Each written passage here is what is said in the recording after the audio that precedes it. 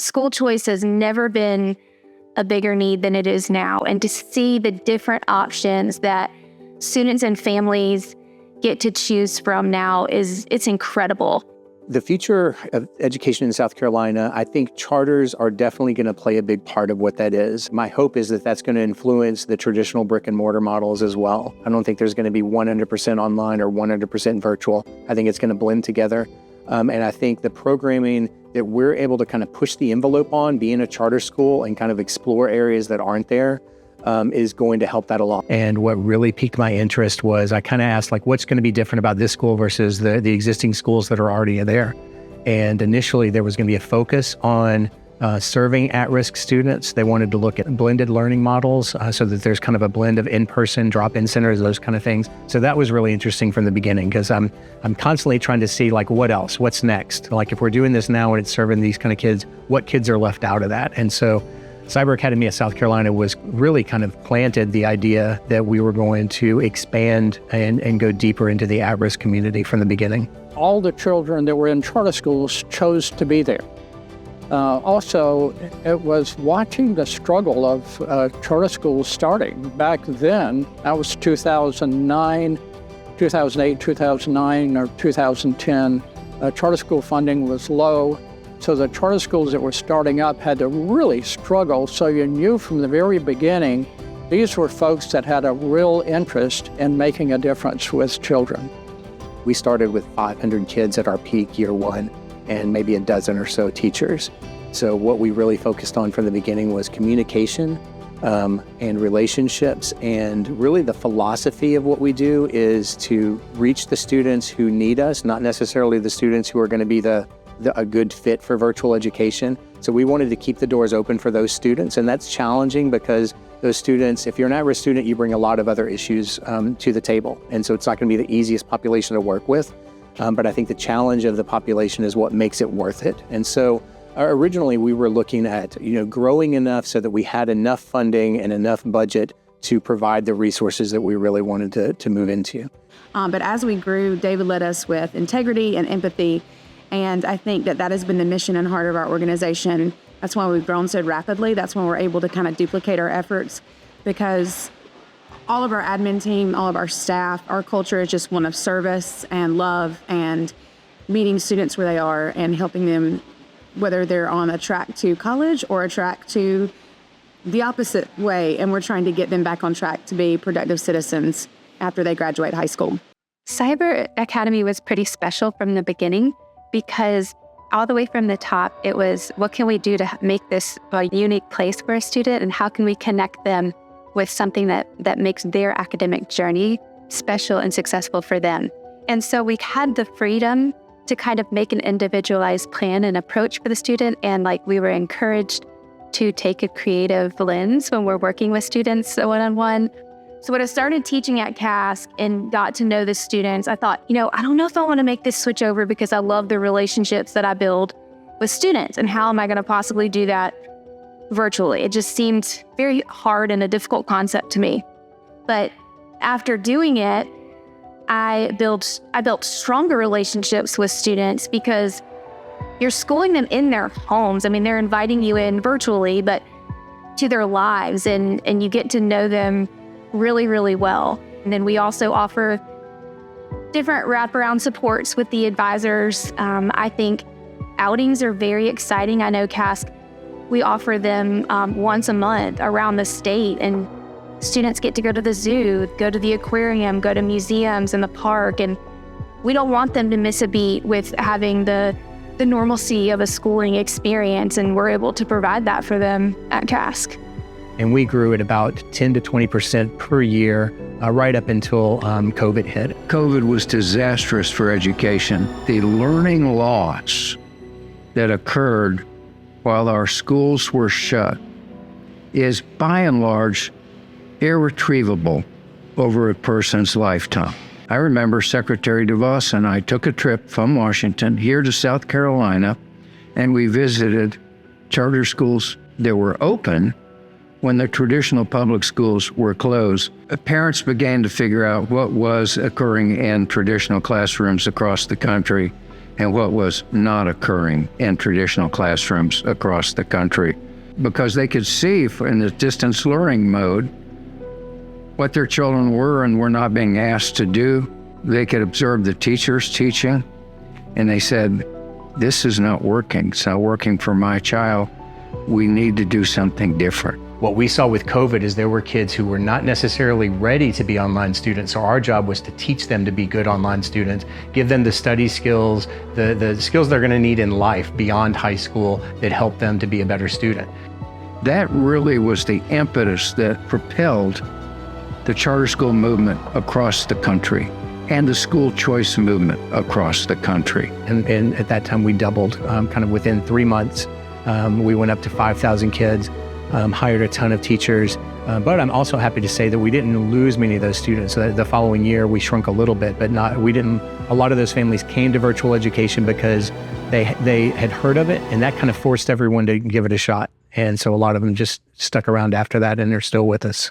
I get to carry with me, and I have all these cool facts because they always said, okay, you want to learn, then we go out and learn. I know I was probably a different child because I really didn't do normal child things, but they still made it as fun as I could have ever wanted. So I remember going in my first school, I went to brick and mortar, traditional, and I always wanted to do more.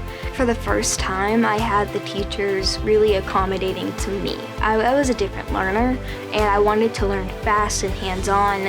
And instead of saying, okay, maybe let's do this instead, they said, all right, then I'm going to find the best way for you to learn. So Ansley has been with Cyber Academy for 10 years.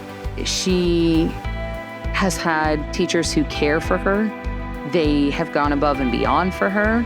They made sure that they helped me. They worked with me as a team. And I really felt like it was a family. CASC has always been a family to me, especially teachers, administration. Everybody was there, and I felt heard, seen, and understood. I wanted, as an overall education nationwide, that all students to feel that comfort, that ability to learn, and they want to go to school. That's something I also hear, is that they enjoy learning, and I want to feel that. I want to hear that from all kinds of students as well. She has gone to the legislature numerous times and testified about her virtual experience. She's spoken with other students, she's spoken with teachers, even our state superintendent of education, Ellen Weaver, and talked about, what it means to be a charter school student in the virtual setting. We have certainly watched Ansley grow up physically over the years, but we have also watched her grow into an amazing leader and an amazing young woman. She's even more confident than she was when she walked into our office several years ago. I mean, she can speak to anyone. She can talk to someone in the grocery store. She can talk to a legislator because she knows who she is and knows what she values. She is humble, she is personable, and she is a true servant leader. I think from the beginning, Cyber Academy has been built on making sure that we were not minimizing access to the students that needed us most. So from day one, we've had one of the highest percentage of special education students in the state, a high percentage of students in poverty, a high percentage of students they're called McKinney-Vento status. So they're either homeless or transient or just non-permanent housing. We were serving a lot of those students, but we also had some incredibly gifted, some high flyers who it really turned into, we were almost operating two programs in one. We had kind of a traditional preparatory magnet program almost for gifted, talented students. At the same time, we were serving just a high-risk population that needed dedicated resources. And that kind of morphed over time of our relationship with Charter Institute at Erskine. From the very beginning, we talked about what it would look like to have a statewide virtual alternative education campus. And that's where Heron Academy came about. So as the conversations began, we began to hear from multiple schools. Yes, if we could have a place to serve these students, we really could support them and help them be successful. And so I think there were many years of just kind of talking about who those students are and what would be needed to support them. I think the goal was just to see Cyber grow. We didn't have enrollment caps, but then we just saw such a need of students that were coming to us with DJJ, credit deficient, mental health, haven't been in school, they've been expelled. So we had such a large portion of those students wanting to get in, and Cyber had enrollment guidelines that we couldn't let all of those students in. So we saw such a need. and the brick and mortar schools and districts are really struggling to kind of meet that need in their own districts. So we saw that we couldn't take those students, but someone needed to help them. The way that students are added to my caseload is if they're automatically there, if it's a known pregnancy or parenting situation, if they're coming with any type of criminal arrest with DJJ or the adult system, or an expulsion from their prior school, or the McKinney-Vento cases. Other than that, teachers can send me cases if they're concerned about a student, like something comes up in class, some of the mandated reporter stuff, they're added over to my caseload. And then we also have a school-based mental health counseling partnership where I can connect them with virtual mental health services as well. Like a group of students that didn't quite qualify, the ones with high absences or the expulsions that made them not eligible for Cyber Academy. But the really neat thing is all of the administration team had noticed that too. And we're already just asking questions like, how can we support them? How can we build a program that also serves them? Because if a student wants to get an education and wants a chance at our school, we wanted to find a way that we could give that to them. So it was very important to us from an ethical standpoint to make sure we were showing the improvement, that we had a solid academic program in our high school before we started really putting pen to paper on what Heron Virtual Academy was. Because from the very beginning, I wanted to make sure that no one could look at this and say we opened an at-risk school and that's why our scores went up, that we're just kind of moving kids over and it's a shell game. Kids can't automatically just transfer. If you're at risk at cyber and you're being served, you stay there. Some of those kids are given an option if there are programs that really support them here. But that was really from the beginning. We wanted to make sure we were doing it the right way so that this didn't look like an escape hatch. And really from almost day one with the Charter Institute, we started talking about what it could look like and what it should look like. And then a couple of years later, we really kind of started doing some serious planning sessions about what it could be and what it turned into. Literally 100% of the people in this room seated for dinner tonight have had influence on what we've become. And part of that is the belief in what's possible for us to become. And that's what I really cherish. Students need to have an opportunity to choose a school that believes in what they can do, to believe in the possibility. This is going to give them a real path towards vocational certifications and a high school diploma and change family trees. We're very excited about opening this new avenue to reach into our most needy populations in the state of South Carolina, students who may be behind 2 or 3 years in credits, and we don't want to lose those kids. It's very valuable for the state of South Carolina and for those individual students to get them to a place where they can graduate and become productive citizens of South Carolina. But I think Heron Academy is going to have the opportunity to change the face of virtual education and charters nationwide. And the team that we have that are working on this, we want to do it the right way, and we're going to help kids that are not being helped, that are being pushed away. And I think we've got the capacity and the intent and the philosophy and the people involved in this room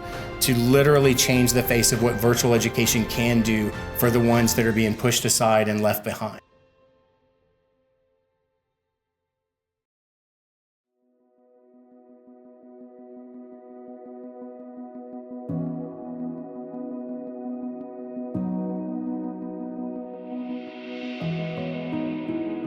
Andrea was born 3 weeks early.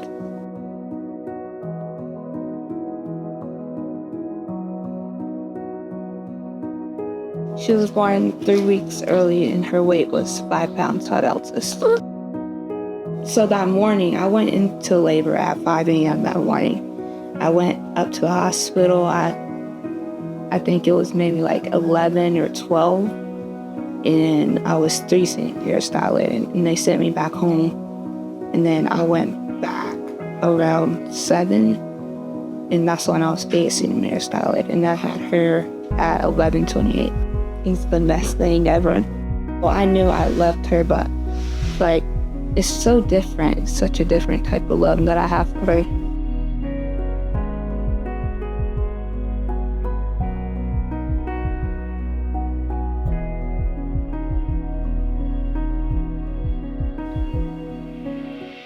She's 7. I'm gonna stay home with her until I can finish school, which if things are still on track, then I'll finish in December. I think I need to make it happen, like, even worse. I'm gonna make it my mission to make her let her have a better life.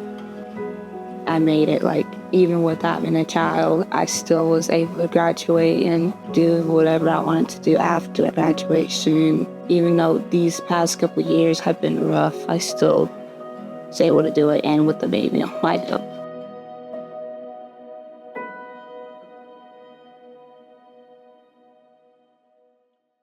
I would like to introduce you to one of the first students that I had the privilege of working with in my role with Heron Academy. Please help me welcome Khalil Thorne. I'm a student here at Heron Academy, and I was brought here today to share my story, hoping to inspire somebody. I was a student at Blythewood, and I got into a situation where I had to defend myself from 2 to 3 students, which I handled the completely wrong way. I felt like I had to bring a weapon on the school grounds to feel safe, having to face the consequences for my actions. I had nothing but time, just time to think, until me and my mother stumbled across Heron Academy that helps students like me get back on track. Heron Academy has classes and programs that help me go from a D averaging student to the AB honor roll, proving that if a student like me spiraling down the wrong way could flip his life around and change, other students can too. Thank you all for coming today, and have a blessed evening. School choice is really crucially important, I think, because no two students are the same. The school choice, it's just such a gift to have that freedom and ability to choose what you need for each of your children. I really believe in school choice. I'm really proud to be a part of the school choice community. I really hope to see that movement grow because I think whether a student needs to be in a virtual setting for whatever their life circumstances are, or if they need to be in a brick and mortar, or whatever the focus is that they and their family feel will help them see the success they need to see, I believe that is the right thing to do. I think school choice matters because not all students are the same. Both of my boys, for the most part, went through brick and mortar traditional schooling, but both of them attended one of my schools at one point in time. One during COVID and one just because middle school, it was just a better fit for what he needed. He ended up graduating traditional brick and mortar high school, but I think the resilience and the determination that he learned when he was with us in middle school helped him get there. And so I think it's an option that it's an important option for the students who need it at that given time. The story begins with a student expelled for a handgun that finds a program that helps him take responsibility. The story begins with a student who doesn't have to choose between having a baby and graduating, that she will one day walk across the stage with a newborn. So again, I'm not asking anyone who's got the blessing to work with students to decide if you want to be in the story. I'm asking you to understand you are in the story. And you can be one of the other nameless teachers that I literally can't remember, or you could be Mr. Shanks, who literally altered the timeline. And so that eventually that hint of a shred of self-confidence is what led me to see the classroom as holy ground where origin stories happen, because each and every one of those students is a chapter 1.